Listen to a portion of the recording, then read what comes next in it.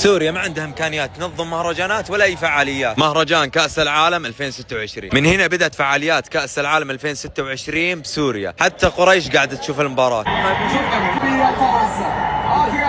اكل، سويت، مشروبات، في كل شيء المكان هذا. شوف حتى الاعلام تقدر تاخذها من هنا، حتى هذا البرازيلي نيمار، حمار مو نيمار. خالد ايش قاعد تسوي؟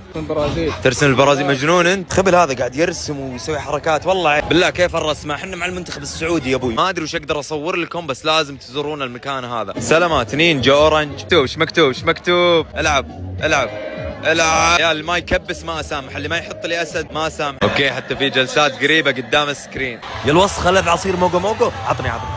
شوف كمية الناس اللي قاعد تشوف المباراة هنا. أنا قلت إني جيت بوقت ما في أحد. لمصلحة المنتخب. مهتمين بكل شيء هنا. يا طيب تخسي تاخذ الكاس، هذا لنا ما هو لك. هذه السيارات هي موجودة بالمعرض.